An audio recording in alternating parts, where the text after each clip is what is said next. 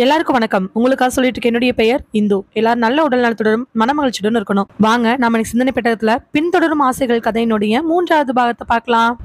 காலையில எந்திரிச்சு வேலைக்கு கிளம்பிட்டு இருக்கக்கூடிய குருராமுடைய மொபைல் அடிக்க ஆரம்பிக்குது. குரு மொபைல் அடிச்ச உடனே எடுத்து மொபைலை பார்க்க அதுல வந்திருக்கக்கூடிய பேரு ரேணு. ரேணு காலையிலே கூப்பிட்றத நினைச்சு ரொம்ப சந்தோஷம். நேற்று நைட் எவ்வளோ தூரம் கூப்பிட்டு பார்த்தோம், ரேணு எடுக்கவே இல்லை. அதுக்கப்புறம் அவங்களும் அதை அப்படி விட்டுட்டாங்க. ஃபோனை எடுத்த உடனே, ரேணு சொல்லுடா.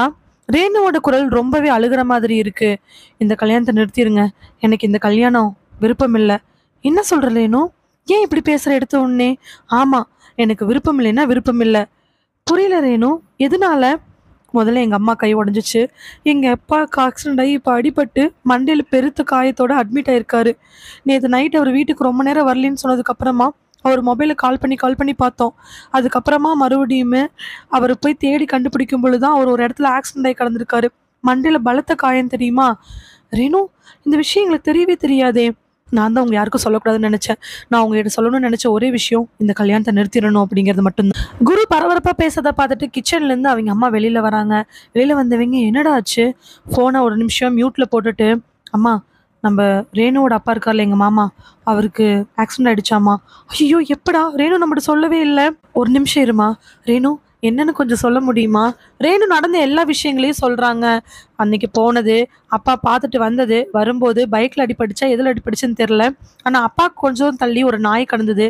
அதுக்கப்புறம் மறுபடியும் ஆட்கள் எல்லாம் தேடி கண்டுபிடிச்சு, ரேணுவும் அப்பாவை தேட வீட்டுக்கு ரொம்ப நேரம் வராதனால கண்டுபிடிச்சதுக்கு அப்புறமா அவர் அங்கே இருந்தது, ஹாஸ்பிட்டலில் கொண்டாந்து அட்மிட் பண்ணது எல்லாத்தையும் ரேணு ஒன்று விடாம குருட்ட சொல்லிட்டு, கடைசியா இதெல்லாம் நான் ஒன்றும் உங்ககிட்ட ஆறுதல் தேடுறதுக்காக சொல்ல கிடையாது, இந்த கல்யாணத்தை நிறுத்தணும், அதுக்காக தான் நான் சொல்றேன். ரேணு, நீ இப்படி பேச தப்பு ரேணு, நீ இப்படி பேசாத.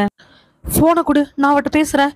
குருவோட அம்மா பரபரப்பா கேட்கவே அவ ஃபோனை கொடுக்கலான்னு குரு போகும் பொழுது டப்புன்னு ரேணு ஃபோனை கட் பண்ணிடுறான்.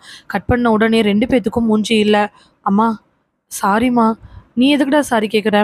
அவ ஏதோ வருத்தத்தில் இருப்பாளாட்டு இருக்கு. நீ கவலைப்படாத, நானும் அப்பாவும் உடனே போய் ரேணுவை பார்த்துட்டு வந்துடுறோம். அம்மா, அப்பா வந்ததுக்கு அப்புறமா நீ போவியாம்மா? நான் முதல்ல ஹாஸ்பிட்டலில் போய் என்னன்னு பார்க்குறேன், அதுக்கப்புறமா நம்ம பேசிக்கலாம். பயமா இருக்குதும்மா. கவலைப்படாத, இந்த கல்யாணம் எப்படியாவது நடக்கும். இந்த கல்யாணம் நிச்சயமா நடந்தே தீரும். இந்த கல்யாணம் நடக்கிறதுக்காக நாங்கள் எத்தனை பரிகாரம் பண்ணியிருக்கோம், எத்தனை பூஜைகள் பண்ணியிருக்கோன்னு எங்களுக்கு தான் தெரியும். அம்மா, அந்த பரிகாரம் பூஜைகள்லாம் விடுங்கம்மா, எனக்கு முதல்ல இருந்தே அதெல்லாம் நம்பிக்கை இல்லை. ஆனால் எனக்கு மட்டும் ஏம்மா? குரு, நீ அப்படி மனசை விட்டுறாத. முதல்ல ஹாஸ்பிட்டல் எந்த ஹாஸ்பிட்டல்னு கேட்டுட்டு போய் பாரு, அதுக்கப்புறம் நம்ம பார்த்துக்கலாம். நான் இந்த கல்யாணத்தை எப்படியாவது நானும் உங்கள் அப்பாவும் நடத்திடுவோம், நீ கவலையே படாத. அதுக்கப்புறமா குரு ஆஃபீஸ்க்கு ஃபோன் பண்ணி லீவ் சொல்லிட்டு அவன் ரேணுவோட அப்பா பார்க்கறதுக்காக ஹாஸ்பிட்டல் கிளம்புறாரு. அதே நேரத்தில் குருவோட அம்மாவுக்கு மனசுக்குள்ளே பெரிய பதட்டம். சோ, நம்ம பையனோட கல்யாணம் நடக்கும்னு நம்ம எத்தனை பாடுபடுறோம். அவன் ஜாதகத்தை கேட்கும் பொழுது நமக்கு நெஞ்செல்லாம் பதறி போகுது. அப்படி இருக்கிற சூழ்நிலையில் இந்த பொண்ணு ரேணு இப்போ எதை மனசில் வச்சுக்கிட்டு இந்த கல்யாணத்தை வேண்டான்னு சொல்லுதுன்னு தெரியலையே. ஒருவேளை போன வாட்டி கல்யாணம் நின்று போன விஷயத்த மட்டும்தான் நம்ம சொன்னோம், ஏன் நின்றுச்சு எதுக்கு நின்றுச்சுன்னு நம்ம சொல்லலை, அதற்கு இது. ஆனால் அந்த பொண்ணு ரொம்ப தூரமே. மனசுக்குள்ளே பல எண்ணங்கள் போயிட்டு இருக்குது. என்ன ஆனாலும் சரி, இந்த கல்யாணத்தை நாம நிக்க விடவே கூடாது. குருவுக்கும் ரேணுக்கும் கல்யாணம் பண்ணா மட்டும்தான் குருவுக்கு இருக்கக்கூடிய பெரிய தோஷம் நீங்கும். இல்லைன்னா பெரிய பிரச்சனையே ஆயிரும். குருவுக்கு ஜென்மத்துக்கு கல்யாணம் நடக்காது. நினச்சிக்கிட்டே போய் ஃபோனை எடுத்து விஷயத்தை தான் கணவர்கிட்ட சொல்ல, அவர் ஒரு மணி நேரத்துக்குள்ளே வந்துடுறேன்னு சொல்கிறாரு. அதுக்கப்புறமா சமையல் வேலையெல்லாம் முடிச்சு வச்சுட்டு நம்ம எப்படியாவது ரெடியாகி உட்காந்துருந்தோம்னா அவர் வந்தோடனே அப்படியே கூட்டிகிட்டு போயிடலான்னு வேகமாக சமையல் வேலையை செஞ்சுக்கிட்டு இருக்கிறாங்க. செஞ்சு முடிச்சவங்க போய் குளிச்சுட்டு வந்து ரெடி ஆகிட்டு ஹாலில் கணவருக்காக வெயிட் பண்ணுறாங்க. ஃபோன் பண்ணி பார்க்க நாட் ரீச்சபிள்னு வருது. ஏற்கனவே ஒரு 1 ஹவரில் வந்துன்னு சொல்லி இப்போ தான் ஒரு 1/2 மணி நேரம் ஆகுது. எதுக்கு நாம் தொந்தரவு பண்ணணும்னு சொல்லிட்டு அவங்களும் அந்த இடத்துல அப்படியே உட்காந்துட்டு இருக்கிறாங்க. குருவுக்கு ஃபோன் பண்ண குருவோட மொபைல் எடுக்கவே இல்லை. ரேணுவுக்கும் ஃபோன் பண்ணுறாங்க, அவங்க மொபைலும் எடுக்கல. ச்சே, என்ன இப்படி ஆயிடுச்சு அப்படின்னு நினச்சிட்டு இருக்கும் பொழுது திடீர்னு அவங்களுக்கு பின்னாடி யாரோ நிற்கிற மாதிரி இருக்கு. சடனாக திரும்பி பார்க்க அங்கே யாருமே இல்லை. யாரா இருக்கும்? ச்சே, பிரம்மையாக இருக்கும். இந்த ஸ்க்ரீன் எப்போ பார்த்தாலும் அசைஞ்சுக்கிட்டே இருக்குமே, அதனாலயா இருக்கலாம் அப்படின்னு சொல்லிட்டு திரும்பி பார்க்க ஸ்க்ரீன் விலகிதான் இருக்குது. ஆனால் அது அசையவே இல்லை. காத்தடிக்கிறதுக்கும் வாய்ப்பு இல்லை. ஸ்க்ரீனுக்கு பக்கமாக போய் நின்று என்னவா இருக்குன்னு ஆராய்ச்சி பண்ணும் பொழுதே அவங்களுக்கு வீட்டுக்கு வெளியில் துணிகாய போடுற இடத்துல ஏதோ ஒரு மாதிரி ஒரு உருவம் தெரியுது. கண்களை நம்பவே முடியல. ஏன்னா துணிகாய போடுற இடத்துக்கு பக்கத்தில் நிறைய குச்சிகள் நிற்கி வச்சுருக்குனாங்க. வீட்டு வேலை செய்யும் பொழுது மிச்சம் இருந்த குச்சிகள், அங்கிருந்த செங்கல்கள்லாம் இருந்துச்சு. அதுவாக இருக்குமோ என்னமோன்னு சந்தேகம்.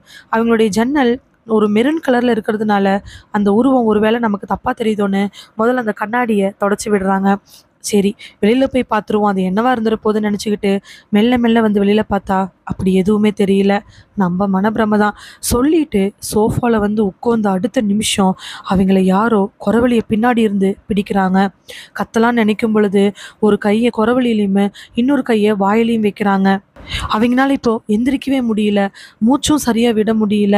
கைகளை 2 கை மேலேயுமே வச்சு அவங்க இழுக்குறாங்க. அந்த இடத்துல உருவம் கிடையாது. ஆனா அவங்களோட கையை இவங்க பற்றி இருக்கிறது நல்லாவே தெரியுது. யாருன்னு அப்படியே தலையை மேல நிமித்தி பார்த்தா யாருமே இல்ல. சோஃபாவா தலை பின்னாடி சாஞ்சிருக்க, குரவலில் இருக்கக்கூடிய கையை இவங்களோட இடது கையிலையுமே, வாய் மேல இருக்கக்கூடிய கையை இவங்க வலது கையிலையும் பிடிச்சுக்கிட்டு இழுக்க பார்க்குறாங்க. ஆனா அவங்கனால சுத்தமா முடியவே இல்லை. கால்களை நல்லா போட்டு பெரட்டுறாங்க. சத்தம் வெளியில கேட்டு யாராவது வரமாட்டாங்களான்னு ஒரு எண்ணம். ஆனா யாருமே வரல. கொஞ்ச நேரத்துல காலை நகர்த்தி நகர்த்தி அங்க இருக்கக்கூடிய சில்வர் டீப்பாய் மேல எட்டி உதைக்கிறாங்க. அது வேகமா போய் டிவி இருக்கக்கூடிய ஸ்டாண்ட் மேல மோதி பெரிய சத்தத்தை ஏற்படுத்துது. இருந்தாலும் பக்கத்து வீட்டுல கேட்குற அளவுக்கு சத்தம் ஏற்படல. அடுத்த நிமிஷமே அவங்களுடைய காலும் கட்டப்படுது. அந்த காலையும் அசைக்க முடியல. அவங்களுடைய காதுக்கு பக்கத்துல மூச்சு விடுற சத்தம் மட்டும் நல்லாவே கேட்குது. அது ஏதோ ஒரு அனத்தலோட மூச்சு விடுற சத்தம். அந்த மூச்சு விடுற சத்தம் கொஞ்சம் கொஞ்சமா குருவோட அம்மா காதுகிட்ட வந்து, குருவோட அம்மா காது பக்கத்துல வந்து ஒரு குரல்ல பேசுது. அந்த குரல் கேட்கறதுக்கே ரொம்ப சகிக்க முடியாத அளவுக்கு இருக்கு. நீ என்ன மீறி உன் பையனுக்கு கல்யாணம் பண்ண முடியாது. உன் பையனுடைய ஜாதகத்துல விதிக்கப்பட்டது தான். அவனுடைய தலைவிதி அவன் என் கூட இருக்கிறது மட்டும்தான். அவனுக்கான விஷயங்களை கொடுக்காம நான் இந்த உலகத்தை விட்டு போக மாட்டேன். உன் பையன் கண்டிப்பா என் கூட தான் வந்தாகணும். அவனுக்கு வாழ்க்கை நான் தான் அமைச்சு கொடுப்பேன். இல்லை, அவனுடைய வாழ்க்கை இதோட முடிஞ்சு போயிடும். ஏதோ ஒரு விஷயத்தினால கட்டி வச்சிருக்கீங்க. அவன் பக்கத்துல என்னால் நெருங்க முடியாம இருக்கு. ஒரு நாள் அந்த கட்டெல்லாம் அவுத்து உன் பையனுக்கு நிச்சயமா நான் தேடித்தர வாழ்க்கையை கொடுப்பேன். கண்டிப்பா உன் பையனுக்கு நீ நினைச்ச மாதிரியோ இல்லை உன் கணவர் நினைச்ச மாதிரியோ கல்யாணம் பண்ண முடியாதுன்னு பலமா கத்த ஆரம்பிக்குது அந்த உருவம். காதுகிட்ட கேட்டுட்டு இருக்கிற உருவத்தினுடைய வார்த்தைகளை கேட்க கேட்க அவங்களோட கண்கள்ல கண்ணீர் வர ஆரம்பிக்குது. அதுக்குள்ள அவங்களால மூச்சுடவே முடியல. உயிர் போயிருமோ அப்படிங்கிற பயம் வந்துடுச்சு. வீட்டுல யாருமே இல்லையேங்கிற எண்ணமும் இருந்துட்டு இருந்துச்சு. திடீர்னு அப்பதான் தான் பர்ஸ்ல எப்பவுமே முருகனுடைய போட்டோ வச்சிருக்கிற ஞாபகம் வந்து அவங்க அப்படியே கையால அவங்க பக்கத்தில் இருக்கக்கூடிய பேக்கை தடவ ஆரம்பிக்கிறாங்க. வேக வேகமாக அந்த பர்ஸை ஓப்பன் பண்ணி அப்படி இப்படின்னு கிட்டத்தட்ட ஒரு 2-3 நிமிஷத்துக்கு அப்புறமா முருகனுடைய ஃபோட்டோவை எடுத்து நேராக விட்ட உடனே கரெக்டாக வெளி வாசலில் ஒரு வண்டி சத்தம் கேட்கும் பொழுது அவங்களுடைய உடம்பில் இருக்கக்கூடிய ஒட்டுமொத்த கட்டும் அவிழ்க்கப்படுது. முன்னாடி வந்து மூச்சு விட ஆரம்பிக்கிறாங்க. கண்களில் கண்ணீர், வாயில் அப்படி ஒரு ஜலவா, உயிரே போயிட்டு வந்த மாதிரி இருக்குது. தலையெல்லாம் பாரம், காலெல்லாம் வலிக்க ஆரம்பிக்குது. கைகள் எல்லாம் படபரப்பாக இருக்குது. முருகனுடைய ஃபோட்டோவை இறுக்கி பிடிச்சிக்கிட்டு மூச்சு விட ஆரம்பிக்கிறாங்க குருவோட அம்மா. கணவர் அதே நேரத்தில் பேரை சொல்லி கூப்பிட்டுக்கிட்டே உள்ள வராரு. பாலாமணி, பாலாமணி. கணவர் சத்தம் கேட்ட உடனே எந்திரிச்சு வேகமா ஓடி போய் கணவருடைய கையை பிரிக்கலான்னு எண்ணம் தான். ஆனா இந்த இடத்துல தான் அவங்க அப்படி ஒரு பரபரப்பா நடந்து கூடாதுன்னு முடிவு பண்றாங்க. ஏற்கனவே நடந்த விஷயங்கள் எல்லாம் ஆல்ரெடி கணவனை பாதிச்சதுனால இப்ப எக்காரணத்தை கொண்டு எந்த விஷயத்தையும் சொல்லக்கூடாது. நாமளே தான் மீண்டு வரணும். கண்டிப்பா நாளைக்கு போய் அந்த ஜோசியக்காரரை பார்த்து என்ன ஏதுன்னு தெரிஞ்சுக்கணும்னு சொல்லிட்டு அப்படியே மெல்ல மெல்ல நடந்த விஷயங்கள் எல்லாம் மறைச்சிக்கிட்டு வழியெல்லாம் பொறுத்துக்கிட்டு அங்கிருந்து எந்திரிக்கிறாங்க. மூஞ்சி ஒரு மாதிரி வீங்கி கண்ணெல்லாம் செவந்து போய் வாயிலெல்லாம் எச்சியெல்லாம் ஓரளவுக்கு தெரியவே அவர் கணவன், என்னாச்சு, ஏதோ உடம்பு சரியில்லையா? இல்லைங்க. ஆனா வார்த்தை கேட்கும் பொழுதே கண்களை தாரையா தண்ணி வர ஆரம்பிச்சிருச்சு. பக்கத்துல இருக்கக்கூடிய சொம்புல தண்ணி எடுத்து குடிச்சிட்டு அவங்க வீட்டுக்காரோட கையை இறுக்கி பிடிச்சு 2 நிமிஷம் அப்படியே நிக்கிறாங்க. ஏதாவது பிரச்சனையா? நம்ம சம்மந்திக்கு அடிபட்டுருச்சாமாங்க. ஐயோ, என்ன சொல்ற? ஆமாங்க, எனக்கு ரொம்ப பயமா இருக்குது. ஏற்கனவே நம்ம குரு கல்யாணம் ஒரு வாட்டி நின்று போச்சு. அதுவும் இப்படியே தான் நடந்துச்சு. இப்போவும் அதே மாதிரி நடக்குதுங்க. நம்ம குருவுக்கு இந்த பொண்ணை கல்யாணம் பண்ணி வைக்கலினா, இங்கே பாரு, அதெல்லாம் எதுவும் பேசாத. முதல்ல சம்மந்தி எந்த ஹாஸ்பிட்டலுக்கு ஆறாமா? தெரிலங்க. குருவுக்கு நான் ஃபோன் பண்ணி பார்க்குறேன். அவள் எடுக்கவே மாட்டேங்கிறான். நீங்கள் எங்கேயும் ஃபோன் பண்ணி எந்த ஹாஸ்பிட்டலுக்கு கேளுங்க. இன்னும் ரேணுக்கே ஃபோன் பண்ணுங்க. பிள்ளைக்கு 2 ஏதாவது பேசிக்க போகுதுங்க. என்ன பேசிக்குவாங்க? ஏன் அப்படி சொல்கிற? இதுக்கு மேலே சொல்ல வேணான்னு முடிவு பண்ணிட்டு, இல்லைங்க, ரேணு டென்ஷனாக இருப்பா, இவனும் டென்ஷனாக போயிருக்கிறான், அதனால தாங்க. கணவர்கிட்ட சொல்லதுக்கு அப்புறமே அவர் ஃபோன் எடுத்துக்கிட்டு அந்த பக்கமாக போகிறாரு. போனதுக்கப்புறம் ஒரு முறை சோஃபாவையே திரும்பி திரும்பி பார்க்குறாங்க.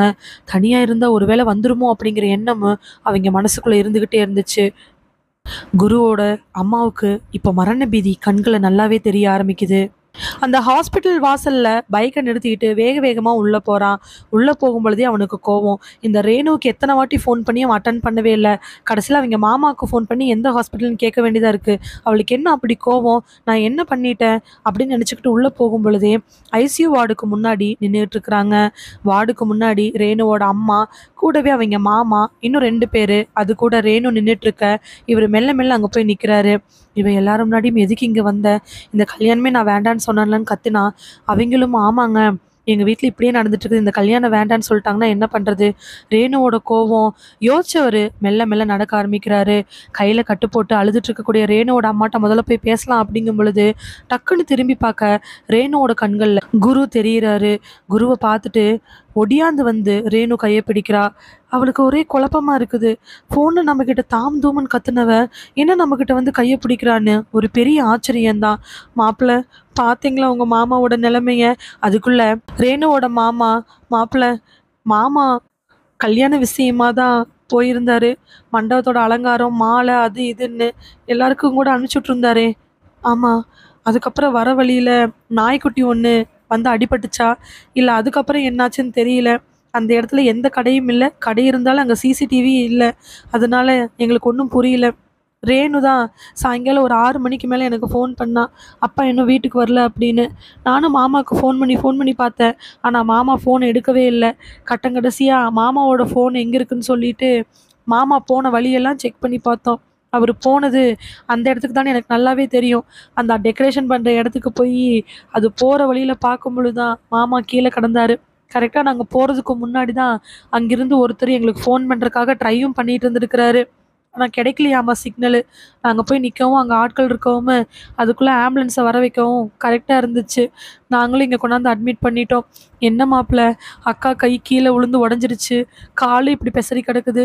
மாமாவுக்கு இப்படி ஆயிடுச்சு. எனக்கு ஒரே கஷ்டமாக இருக்குது. எனக்கு என்ன பண்ணுறேனே தெரிலன்னு சொல்லிட்டு அவர் அழுகவே குருவுக்கு வயிறெல்லாம் பெரட்ட ஆரம்பிக்குது. இதே காரணங்களை சொல்லி தான் ரேணு கல்யாணத்தை நிறுத்தணும்னு நினச்சா. அதுக்கப்புறமா ஆறுதல் சொல்லிட்டு ரேணு பக்கமாக திரும்புகிறாரு குரு. ரேணு, சாரிங்க, என்னால் உங்ககிட்ட பேசவே முடியல. நைட்டு விஷயம் தெரிஞ்ச உடனே ஹாஸ்பிட்டல் அட்மிட் பண்ணிட்டோம். சார்ஜில் நான் போடாமல் வந்துட்டேன். என் மொபைலில் சுத்தமாக சார்ஜ் இல்லை. அதனால தான் சொல்ல முடியல. ஆமாம், உங்களுக்கு எப்படி விஷயம் தெரிஞ்சிச்சு? இந்த கேள்வி ரேணு கேட்ட உடனே குருவுக்கு தூக்கி வாரி போடுது. ரேணு, நீ எனக்கு ஃபோன் பண்ணி நான் உங்களுக்கு ஃபோன் பண்ணவே இல்லை.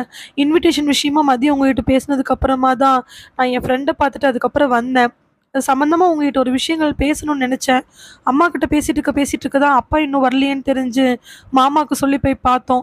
அதுக்கப்புறம் எமர்ஜென்சியாக வந்ததுனால ஃபோனை நான் சார்ஜ் போடாமல் வந்துட்டேன். எனக்கு ரொம்ப கஷ்டமாக இருக்குது. உங்களுக்கு எப்படி விஷயம் தெரிஞ்சுன்னு கேட்டனே, அதை பற்றி நீங்கள் எதுவுமே சொல்லவே இல்லை. இந்த கேள்விக்கு குரு என்ன பதில் சொல்லுவார்? அப்போ வீட்டில் இருக்கும் பொழுது குருவுக்கு ஃபோன் பண்ணி ரேணுன்னு பேசுனது யார்? ரேணுவோட வாய்ஸ் தான், ரேணுவோட டூன் தான். இப்போது என்ன பதில் சொல்லுவார் குரு? ஆனால் இது எல்லாம் மனுஷங்களே தாண்டி வேற ஏதோ விஷயம்னு குருவுக்கு நல்லாவே புரிய ஆரம்பிக்குது. தன்னோட பாவம் போன கல்யாணத்தில் தொடர்ந்த மாதிரி இந்த கல்யாணத்துலையும் தொடர்ந்து ஒருவேளை இதுவும் நின்றுமோங்கிற பயம் கூட குருவுக்கு மனசுக்குள்ள தோண ஆரம்பிக்குது. அப்படி என்னதான் குருவை துரத்திட்டு இருக்குது? என்ன காரணமாக தான் இருக்கும்? குரு மலைச்சு போய் நிற்க ரேணு திரும்ப திரும்ப உங்களுக்கு எப்படி தெரிஞ்சுங்கிற கேள்வியே கேட்டுட்டு நிற்கிறா.